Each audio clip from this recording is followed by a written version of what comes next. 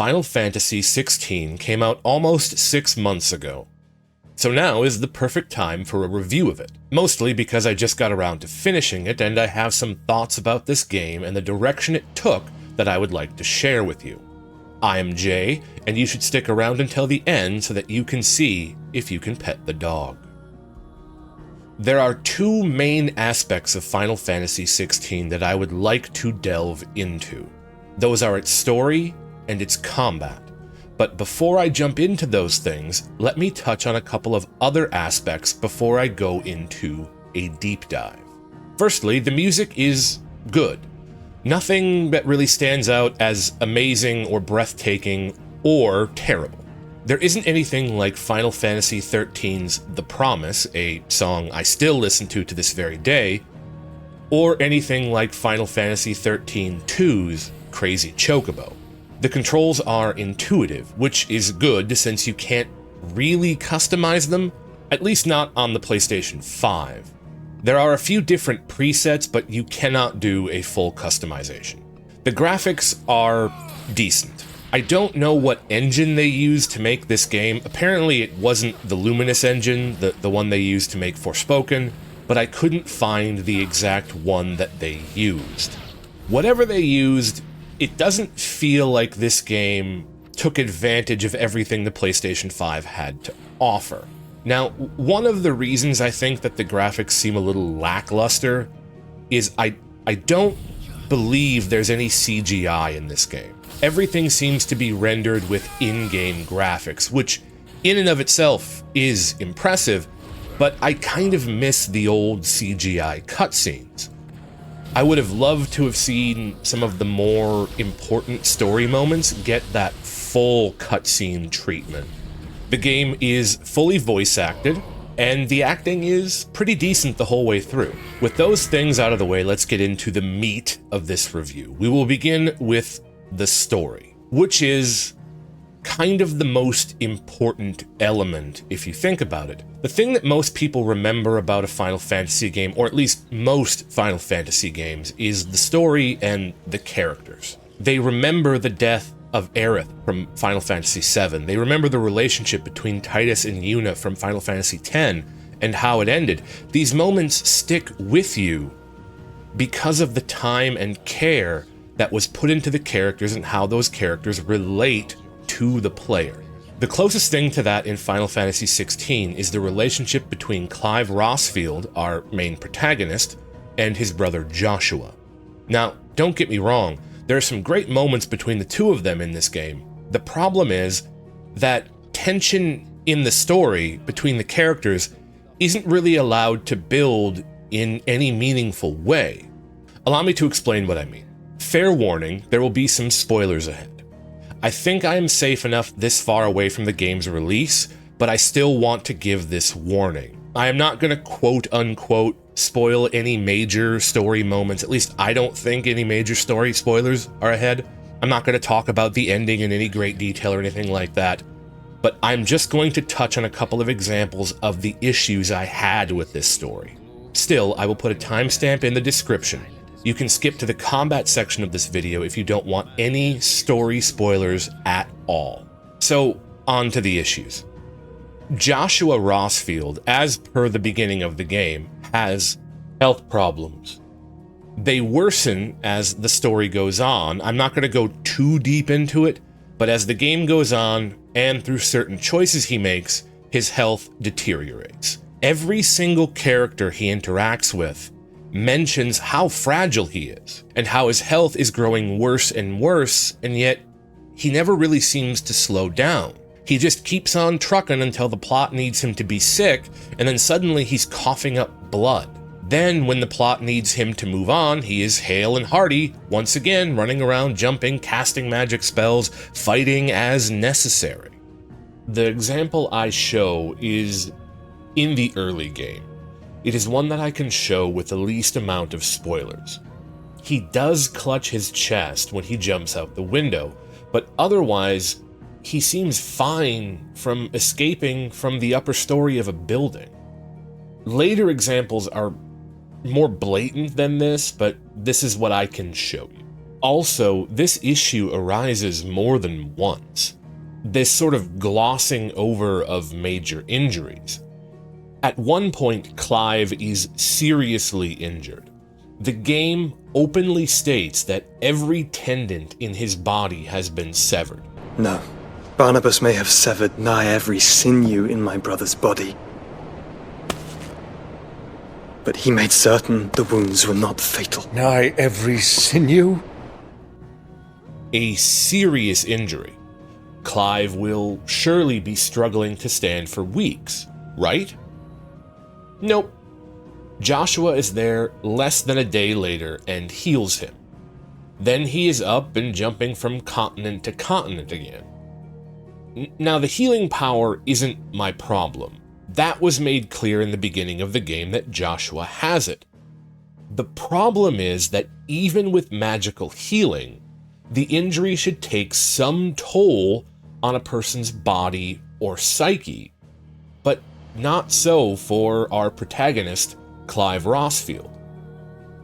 Another example, in the middle of the game, a problem crops up. The main group, I'm not going to spoil who it all is, they need to get a new invention to work, an engine that will power a boat so they can chase down some bad guys. Their mechanic, not Sid at this moment in the game for various reasons, can't solve the problem, but that doesn't matter.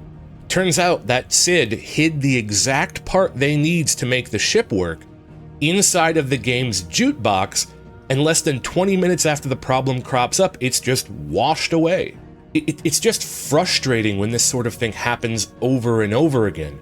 Problems, major problems, arise only to have them vanish immediately afterwards. They don't even need these problems to exist, and yet here they are creating them and then solving them instantly. And there are more issues. In the opening act of the game, and this might be the one sort of major spoiler, skip a little ways ahead if you're worried about this one, but in the opening act of the game, Joshua dies.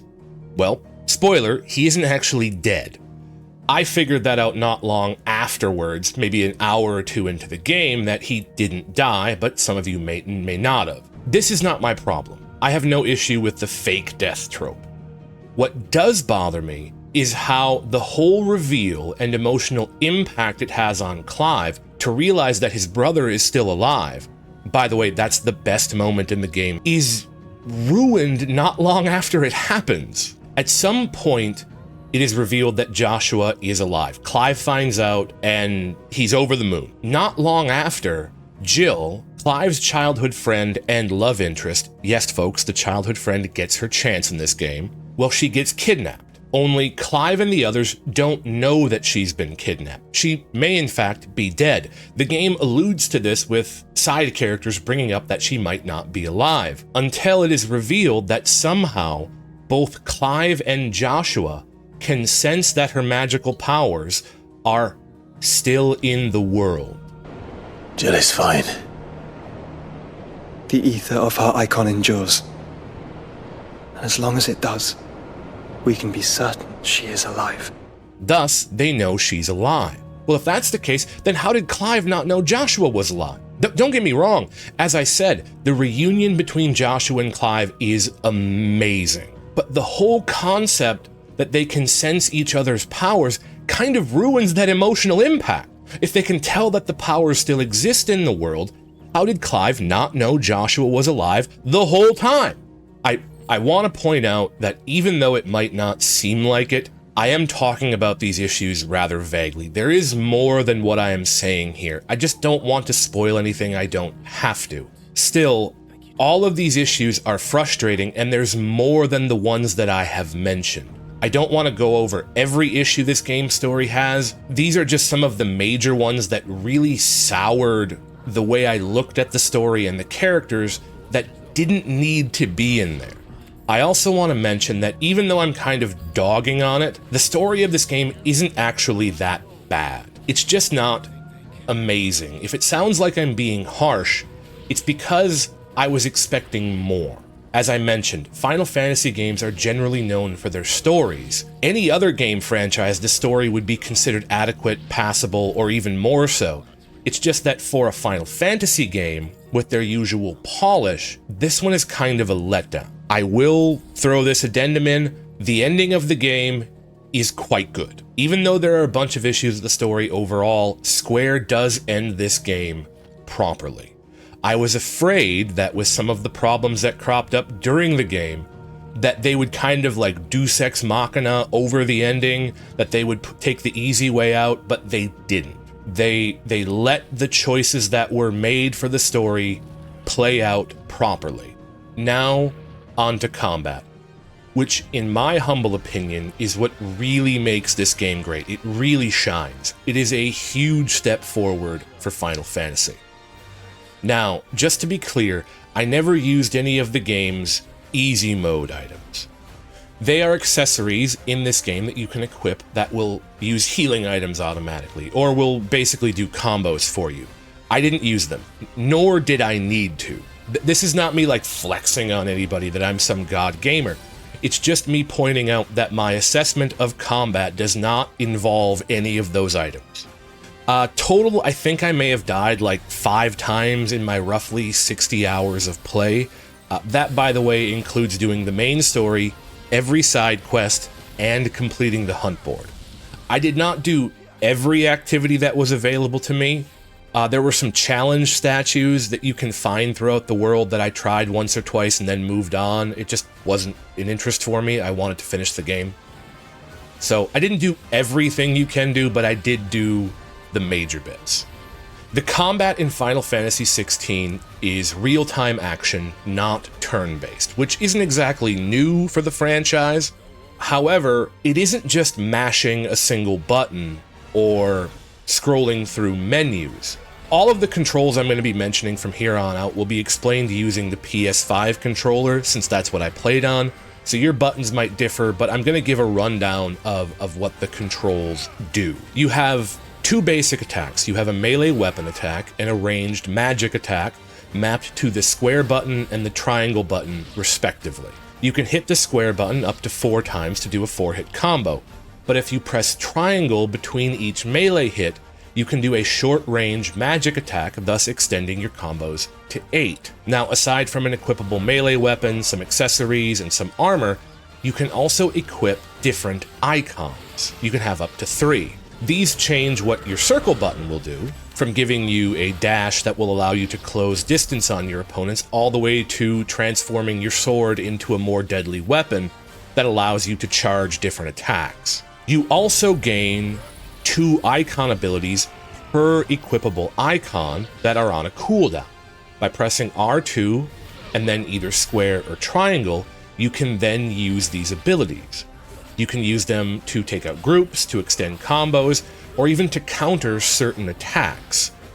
The reason I point all this out is that there's a wealth of options to be had here, and it gives you the freedom to use them as you see fit to approach combat how you want, which is kind of different than every other Final Fantasy game. Most of them give you a set tool list, and you're required to use that. On this, you're kind of free to pick whatever you want to use, and it leads to some really interesting results. You can even do some like really massive strings that feel like something out of a fighting game. This to me is the absolute defining aspect of this game. It is clear that they put a lot of effort into fleshing out real-time combat from games like Final Fantasy XIII or Final Fantasy XV into something that is much more enjoyable to participate in. So if you like real-time combat, if you like that kind of action, you will very much enjoy this game. I would also like to point out that I am also a fan of turn-based combat, and I still adore the combat in this game,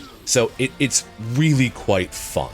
Overall, I would give this game about an 8 out of 10.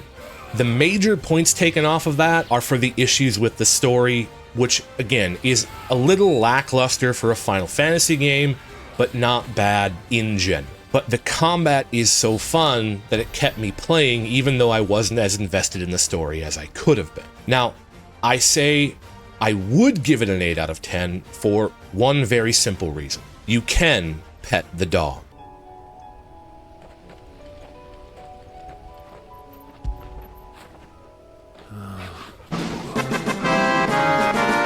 "10 out of 10. Thanks for watching.